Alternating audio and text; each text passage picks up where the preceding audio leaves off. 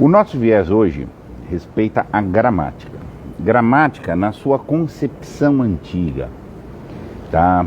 Já grega, latina e etc. A grande importância da arte dramática, da arte da gramática. Tá?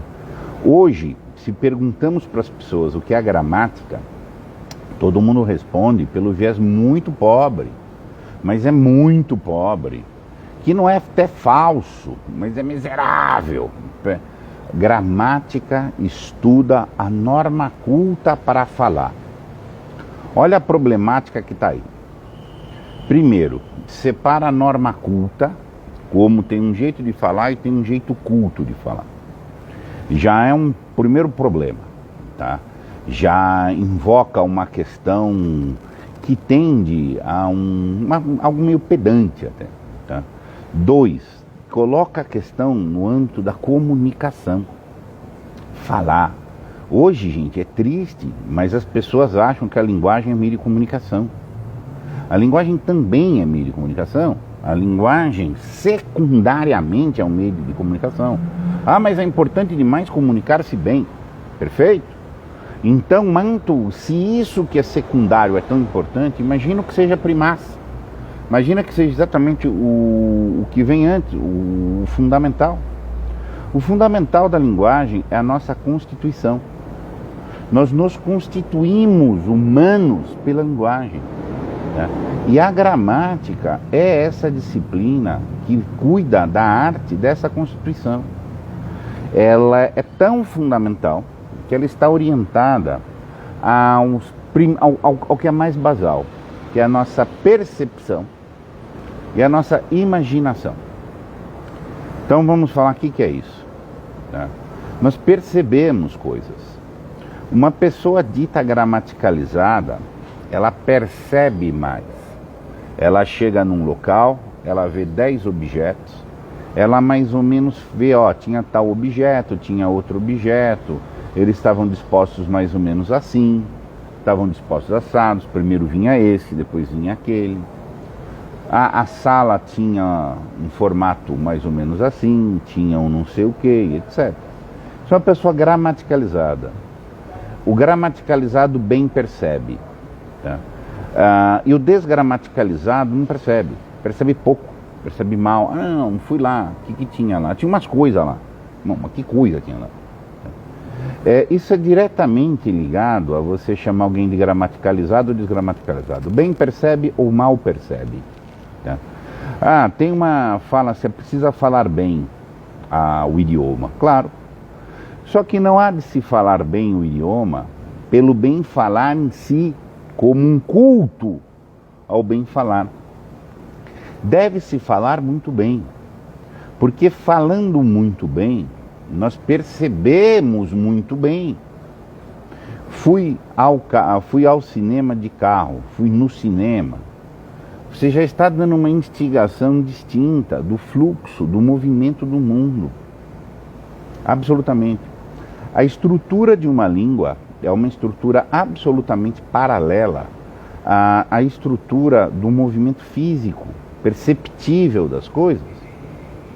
Existe verbo transitivo porque tem causa e efeito como algo que começa e chega em outro objeto. Existe outro objeto porque tem outra pessoa, porque existe uma alteridade em relação a nós, a quem a gente vai diretamente ou indiretamente, é objeto direto ou indireto. Tem preposição porque existe ângulo no movimento das coisas no mundo. Mas as pessoas não sabem isso. Eles acabam aprendendo quem é o objeto direto, quem é o objeto indireto, respondendo perguntas que são perguntas para facilitação prática. Já incute o analfabetismo funcional. Conhecer o que é o sujeito e o predicado, gente, é conhecer o que é causa e efeito. Exato. É conhecer o movimento físico do mundo. Existe o sujeito e o predicado dentro da estrutura gramatical porque as coisas estão em movimento dentro do mundo. Só que pouca gente consegue fazer essa associação. De tão superficial é o nosso ensino. No nosso curso de Trivium, quem já fez aqui, tem aqui alguns alunos do nosso curso assistindo. Vamos lembrar, antes da gente falar da gramática, a gente explicar o movimento, como é que se percebe o movimento. Percebendo-se o movimento, você percebe uma camada mais baixa, que é a causa e o efeito, que é um princípio de causalidade, de inteligibilidade da significação. Tudo está na gramática. Ainda que os gramáticos hoje não saibam, porque eles estão nas capas superficiais. Então, estuda-se a gramática para melhor perceber o movimento do mundo. Ou seja, melhor perceber todas as coisas do mundo. Porque tudo que está no mundo está em movimento. Perceber um padrão de movimento dessas coisas. Percebendo esse padrão de movimento, há um entrosamento nosso com o movimento, que são as sensações. Todas as nossas sensações respondem a movimentos externos e são movimentos interiores. O nenenzinho está o dia inteiro fazendo exercício estético gramatical. Ai, doeu. Tem algo, tem um padrão de movimento do mundo, tem um padrão de movimento nele. Ai, doeu, é um movimento totalmente reativo. É um movimento de interjeição, que fala-se hoje na gramática. Antes de ter linguagem, tem interjeição. Ai, entre o ai que o nenê está gritando quando batem no bracinho dele, até ele falar, meu braço dói, é um salto monumental de aparatos intelectuais que vão ser usados. E aí entra a imaginação.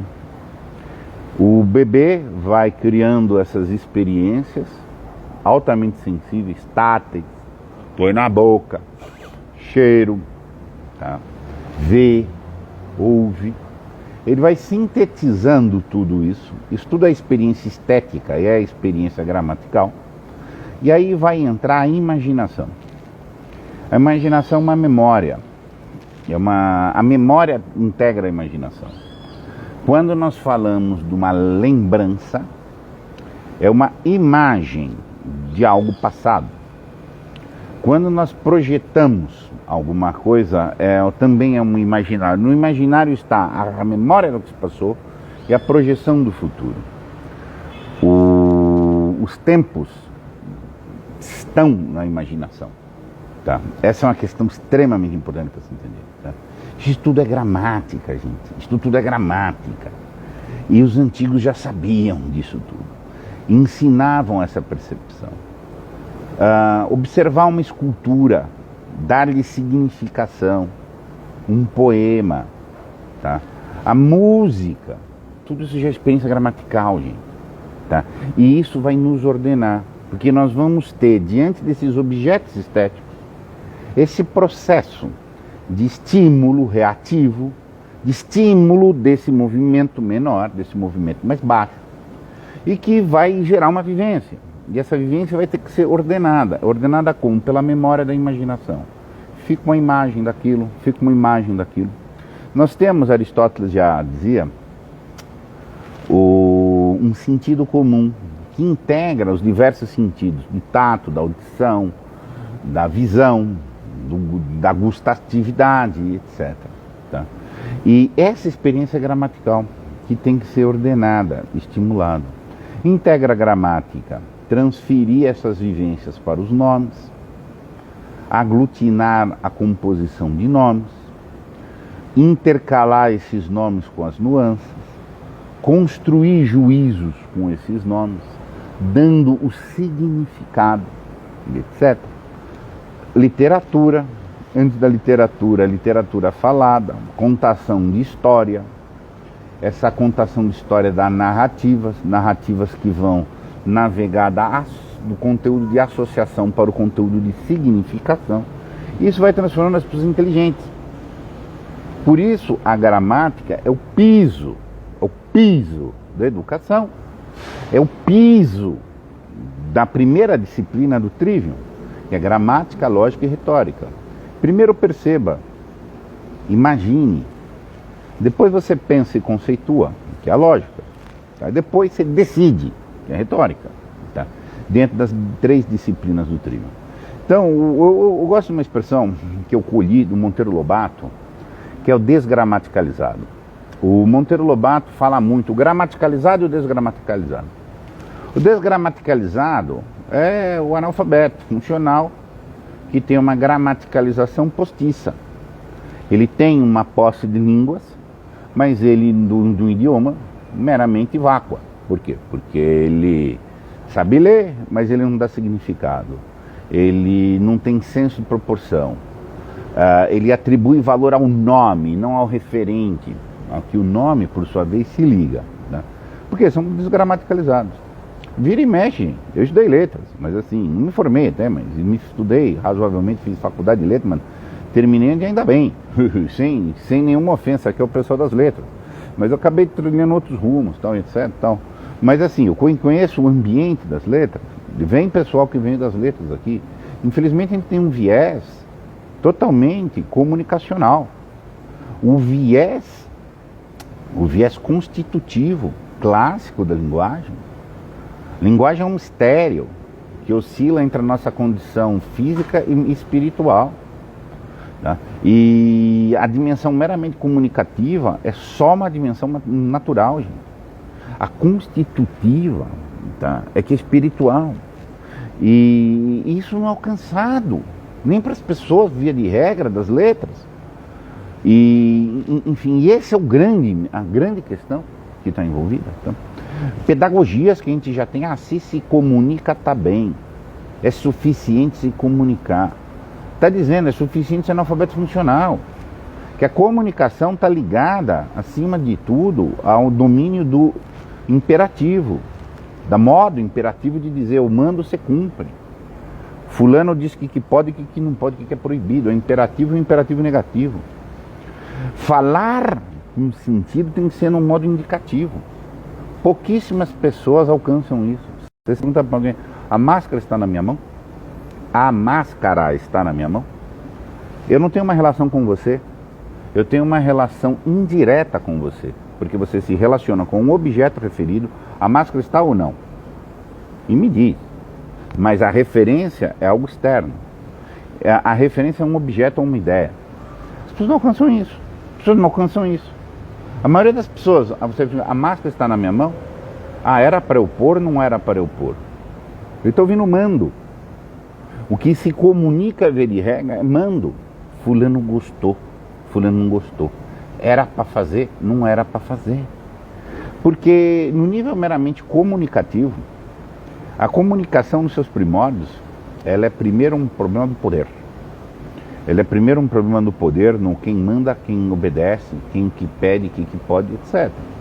Então, ter posse dessa linguagem oca, que não alcança o indicativo, sabe, é assim, mas os universitários têm essa dificuldade, hein? Eu sou advogado de profissão, coisa meu meio jurídico. Meio jurídico quase ninguém sabe falar em modo indicativo. Tudo que você fala no modo indicativo tem roupa, cara, jeitão de indicativo, mas a leitura é imperativa. Entendeu? Porque eles são desgramaticalizados. Eles não têm uma percepção além da relação mandei ou não mandei. Isso bebe diretamente, gente, de uma pedagogia cretina que predomina entre nós, talvez no mundo inteiro, inclusive. O fenômeno do analfabetismo funcional não é só brasileiro, tá? E que assim se comunica, tá bem. Não, se constitui, é que começa a ficar bom. Isso é que tem que ser. Então, para a constituição da liberdade, você precisa perceber o mundo com objetividade. Perceber o mundo, perceber-se dentro do mundo. Você já tem uma estrutura do sujeito predicado aí, tá? Muito, muito sutil, mas muito própria, tá? E a gramaticalização te conduz a isso, tá? Aí você tem que acrescentar faculdades imaginárias que vão criar as condições para você intelectualizar adequadamente e, ao cabo, tomar as decisões. Essa é uma etapa de progressão do intelecto que o Trivium cumpria, que os gregos já cumpriam isso. Os gregos já cumpriam isso. No ambiente grego clássico, aprender a ler e escrever demorava. Tá? Não era assim, uma criança de 7, 8 anos, não. Já pré-adolescentes ou pré-adolescentes para cima, tá? Para aprender a ler e escrever. E alguns só. Eram aqueles que fossem moralmente virtuosos, poderiam ter acesso a ler e escrever. Que seria a alfabetização propriamente dita. Mas o letramento já começou. Por quê? Porque tinha uma tradição oral, tinha a tradição poética, tinha a tradição dos mitos, tinha a tradição dos cânticos. Isso tudo já é uma gramaticalização. Você pode perfeitamente falar em gramaticalização sem alfabetização. O Guimarães Rosa mexeu muito com isso. E quando ele trabalha no sertão com os homens, ele mostra a gramaticalização que esses homens têm de leitura da realidade, de leitura do sertão, tá? Independente do suporte alfabético. O suporte alfabético tem que ser empregado para tonificar o processo de letramento gramatical, mas não como substituto. Quando a gente aprende na gramática a ler texto, ok, tem que aprender a ler o texto, mas não é propriamente para ler textos, por mais importante que seja ler textos, é para ler a realidade. O jeito que eu leio um texto e interpreto, formulo perguntas a partir dele, lanço hipóteses de investigação, isso é leitura. Ler é pensar. Ler é pensar. Eu aprendo a ler para aprender a pensar, antes de propriamente ler. Antes de meramente ler, me desculpem. Tá? Então o que acontece? Você aprende a ler, um gramaticalizado que lê muito bem os seus romances, que lê muito bem as peças de teatro, que lê muito bem a dissertação, ele está aprendendo a ler a realidade inteira. O texto sempre tem que ser visto como uma maquete da realidade. A realidade é uma textura, em geral, são esses percepts. Que esses percepts dizem algo por trás. Vem um cara aqui e põe uma coisa. É um fato objetivo, ele pôs uma coisa aqui. Por que ele pôs isso? Por que ele não pôs isso? Por que ele escolheu ele? Por que ele fez agora? Por que ele não fez agora? O que quer dizer exatamente com isso? É um exercício de uso da inteligência diretamente na realidade, que a interpretação de texto tem que me tonificar para isso. Eu leio isso, um texto. Eu tenho que fazer essas interpretações, né?